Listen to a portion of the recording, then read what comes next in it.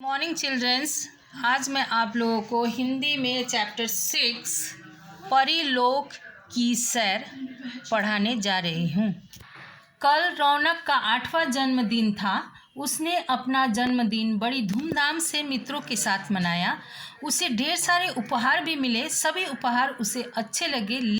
उसमें सबसे प्यारा उपहार था एक पुस्तक जो थी परी रानी की कहानी। पुस्तक देखकर रौनक सोचने लगा कि क्या सचमुच परियां होती हैं? यदि होती है तो मैं उनसे कैसे मिलूं? यही सोचते सोचते हाथ में पुस्तक लिए वो सो गया। इतने में उसे आवाज़ सुनाई दी, रौनक उठो, तुम मुझे याद कर रहे थे ना? लो मैं आ गई। रौनक घबराकर उठते हुए कहा, कौन है?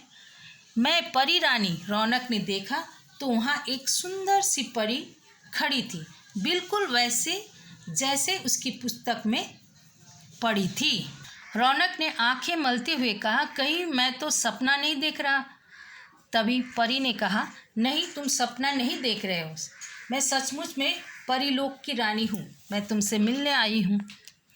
रौनक ने कहा, परी रानी, क्या मैं आपसे दोस्ती कर सकता हूँ?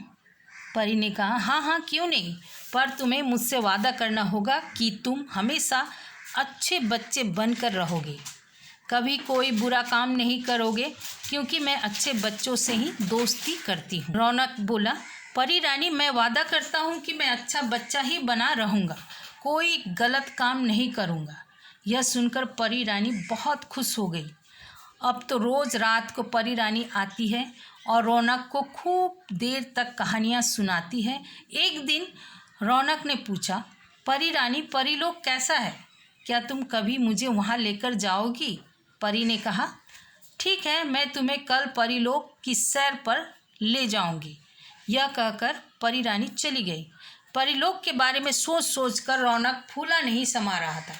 तभी माँ ने पूछा, बेटा रौनक, क्या तुमने कविता याद कर ली है? रौनक ने कहा, हाँ माँ, मैंने कविता याद भी कर ली है और दादाजी को सुना भी दी है। अब मुझे बहुत नींद आ रही है। यह सुनकर माँ चली गई। रौनक बहुत देर तक परी का इंतज़ार करता रहा, परंतु परी नहीं आई। रौनक सो गया। अगले दिन भी वह उदास था। दूसरी रात भी परी रानी नहीं आई। इस प्रकार कई दिन बीत गए। एक रात रौनक बहुत उदास था। वह मन ही मन सोचने लगा, परी रानी कहीं मुझसे नाराज़ तो नहीं हो गई, मुझसे कोई गलती तो नहीं हो गई। तभी उसे ध्यान आया कि उस दिन उसने माँ से झूठ बोला था। यह सोचते ही वो बिस्तर से उठा और माँ के कमरे में गया और माँ से बोला, माँ, मुझसे गलती हो गई। माँ ने कहा, क्या बात है बेटा? फिर रौनक बोला, माँ, उस दिन मैं कविता याद नहीं की थी, आपसे झूठ कह दिया था कि कविता याद की है और दादाजी को सुना भी दी है। मुझे क्षमा कर दीजिए, आगे से मैं कभी झूठ नहीं बोलूँगा।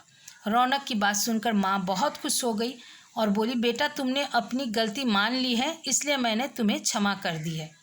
फिर उस रात को रौनक जब सो गया तभी परी रानी उसे जगाया और कहा, रौनक, मैं तुमसे आज बहुत खुश हूँ, तुमने अपनी गलती मानकर माँ से क्षमा मांग ली है।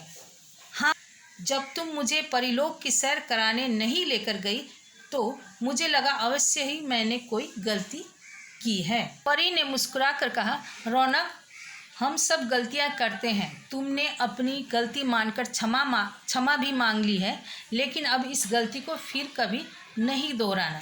फिर प्यार से परी रानी रौनक को परीलोक की सैर कराने ले गई।